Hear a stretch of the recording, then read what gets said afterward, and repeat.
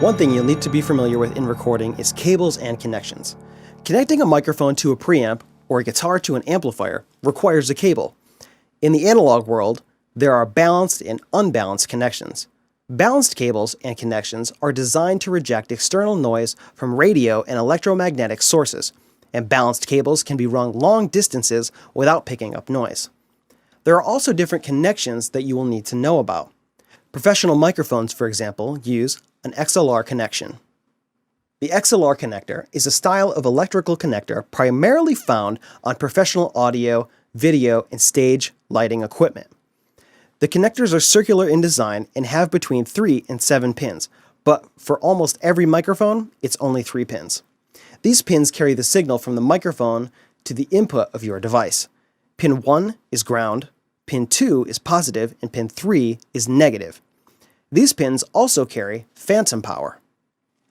This connection has many names like TRS, phone plug, audio plug, quarter-inch cable.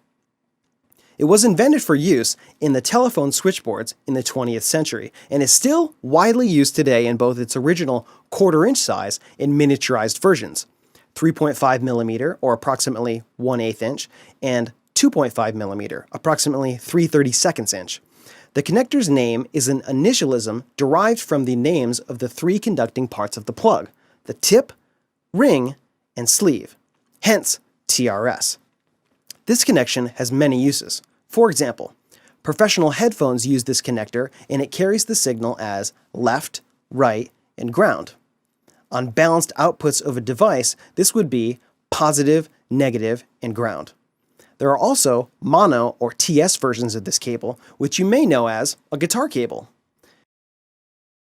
These are the same size, but only have a tip and a sleeve.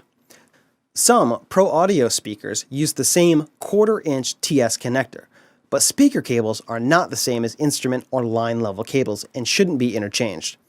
There is more to TRS cables and connections, but these are the basics. An RCA connector, sometimes called a phonoconnector, is a type of electrical connector commonly used to carry audio and video signals. The name RCA derives from the Radio Corporation of America, which introduced the design in the early 1940s. These cables are used for many things, such as video, line-level audio, digital audio, speaker connections, and more. The use of quality cables is especially important when using RCA cables for a digital connection. You may see cables bunched together in a group called a snake. An audio snake is used for getting several cables to the same location while minimizing size. Typically, these will be a combination of XLR and TRS, or just XLR connections. One end will typically have a box with inputs, and the other is a fan of cable ends with the corresponding outputs. There are also several kinds of adapters that you can get to help you connect one kind of cable to another kind of cable. Here's an example of a 1/8 inch tip ring sleeve to a female quarter-inch tip ring sleeve.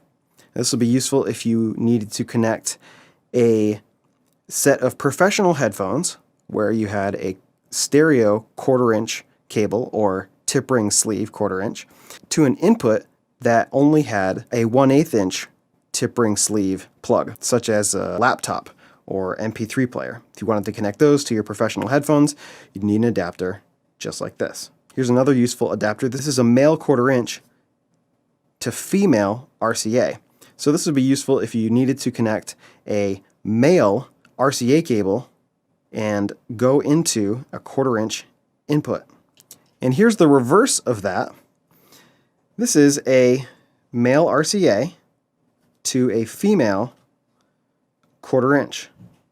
This would be useful if you maybe had to go from a RCA output to a quarter-inch input. So you plug this into your RCA output, you plug a quarter-inch cable into here, and that would go to your quarter-inch input. Here's another cool adapter that I have laying around. This is a female RCA to female RCA adapter. So this would be useful if you perhaps needed to extend an RCA cable a little bit longer and all you had were 2 male RCA cables. So that would be the adapter you'd use. Here's another example of kind of an obscure adapter. This is a 3/32 inch mono plug or tip sleeve going to a stereo 1/8 inch or tip ring sleeve plug. I used this on an old Korg metronome that I needed to go to headphones. Here's another adapter, this larger one here. This is a tip ring sleeve 1/4 inch to female XLR connector. Now, this will be useful maybe if you were going from a balanced output and you needed to run that to something with an XLR balanced input. Here's some different type of adapters.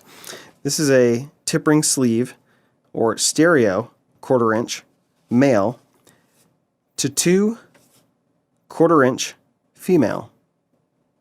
Here are another set of useful adapters.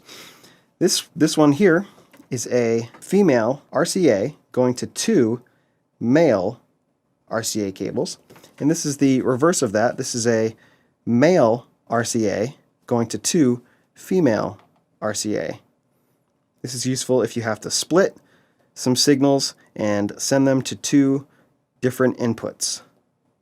Here's another useful cable. This is a female 1/4 inch to 2 male mono 1/4 inch.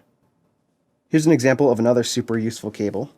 This is a male 1/8 inch tip ring sleeve or stereo going to 2 male RCA cables. Now this is useful if you want to connect the output of your iPhone or MP3 player or even your laptop into the input of a mixing console that has RCA inputs, or your audio interface that'll have RCA inputs. This is the cable that you need to do it. Let's say you wanted to go from this stereo 1/8 inch input to 1/4 inch. Well, you could get a special cable for that, or you can use this same cable and put 2 RCA to 1/4 inch adapters on it, and that would work too. This is maybe not the greatest way to do it, although there's nothing particularly wrong with this, but if you have a cable that doesn't use an extra connection, that would be better. But this is perfectly acceptable to do.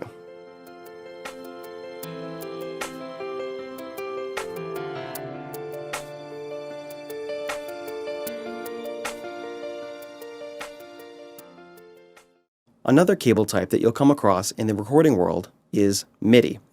MIDI stands for Musical Instrument Digital Interface and is a way of transmitting musical information to an audio interface and then onto your computer. Now you can see in my setup, I have a keyboard back here which is connected via a MIDI cable to my audio interface. Now the MIDI protocol is quite old. It was developed in the early 1980s, but is still a standard in studios today.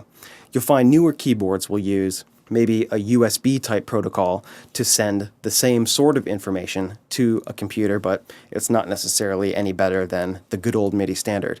Now, MIDI contains information about the notes that you're playing, the velocity or how hard you press the keys. It has information on your sustain pedal, when you press the sustain pedal and when you release it, on the pitch bend wheel, on the modulation wheel, and more.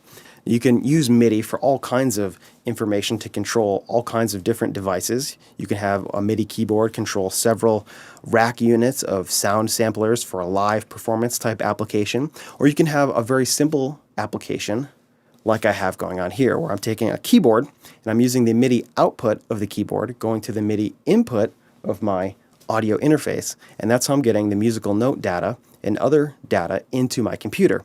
Now, that data is used for controlling things like virtual instruments inside of my multi-track recording application. Now, anyone who's played a keyboard ever knows that keyboards already have these sounds, so why would you use these virtual instruments inside the computer? Well, the computer has far more memory and processing power than any keyboard will ever have. In fact, it's popular in live performances to see a controller keyboard, which is a keyboard that doesn't have any sounds on it, but it only sends MIDI data going to an audio interface that goes to a computer, or through maybe USB goes directly to a computer.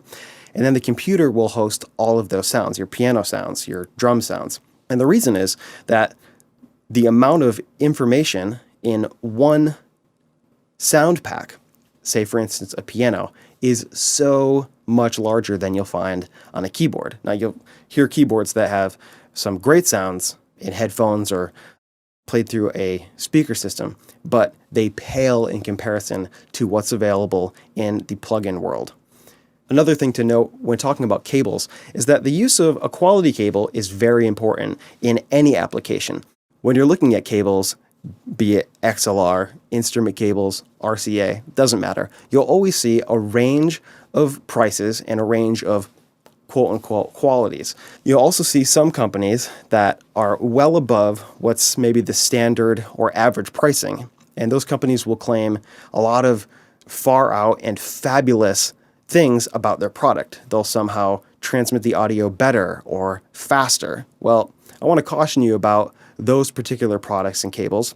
I want to caution you about those special cables because a good quality cable made by a reputable manufacturer is just about the best that you can get anyway. Electricity travels at a super fast speed, some 300,000 kilometers per second. So as long as you have good quality copper and it's insulated well and it's shielded well, that's just about the best that you can get. There is a difference in the actual connectors on cables, and you'll find like some $5 XLRs will have some really cheap looking connectors, and I would stay away from those cables, but things that have a real sturdy looking connector, especially ones made by Switchcraft or Neutrik, are probably a really good cable that will last you a really long time.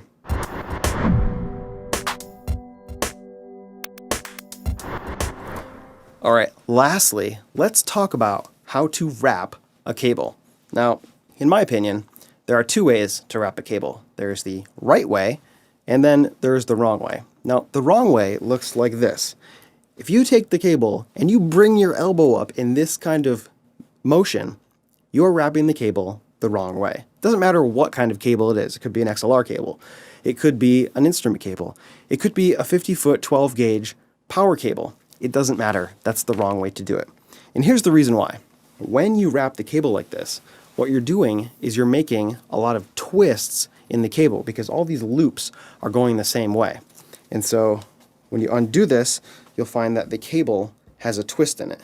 See, if we put this cable together, it wants to be twisted together. And that means that there's a slight twist of the cable over the length of it. What this means is that your cable will never ever lay flat on the ground. And that's bad because cables that don't lay flat are a tripping hazard. And the long-term effect of this is even worse because if you leave your cables wrapped the wrong way, you are leaving them wrapped with all kinds of twists in them. And especially if they get warm, the rubber or PVC molding on the outside of the cable will actually kind of reset itself so that the cable will be permanently twisted or corkscrewed. This is no good for cables. So let's talk about the right way to wrap a cable. Now you may hear this technique referred to by some different names. One is twist, reverse twist. One is the studio wrap. One is over under. This is what it looks like. Hold one end of the cable in one hand, and then you're going to make a loop here. Now the first loop should look like this, where the long part of the cable is on the outside. Then the next loop, you're going to take your other hand, in my case the left hand, and you're going to make kind of a half twist on the cable so that it goes underneath the line. Now, let me show you what that looks like again. Here's the first loop, like this. And I actually twisted that over. And now here's the next one where I'm going to twist it under. So the cable actually goes underneath. The long part of the cable is underneath this loop. And we do the next one, and we make an over twist. Then we do another one, and we go under. And so you twist one way, and then you twist back the other way. And by doing this, you are essentially not twisting the cable at all because you are twisting it one way for one loop, and then you are twisting it back the next way for the subsequent loops. And what you get is a cable that essentially doesn't have any turns in it whatsoever. So if you were to take both sides of this cable and pull them straight, the cable would be absolutely dead flat. That's exactly what you want. Now, if you end up wrapping your cables a whole bunch of times the wrong way, you basically will never be able to wrap those cables up the right way ever again because they will have twists in them. And when you try and wrap them up, it doesn't matter which way after they've been ruined, they'll never wrap up nice like this with nice tight loops or loops that are all uniform like this. Storing them like that can be a real nightmare. Let me show you one more time. So we do the first loop like this, we make a twist, we do the next loop, and we twist underneath. We do another loop, we do the next loop underneath. Now,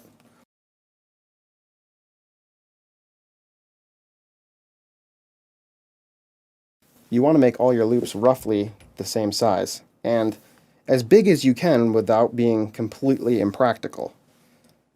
Now, in this particular case, the last loop happened to be an under twist, or a reverse twist.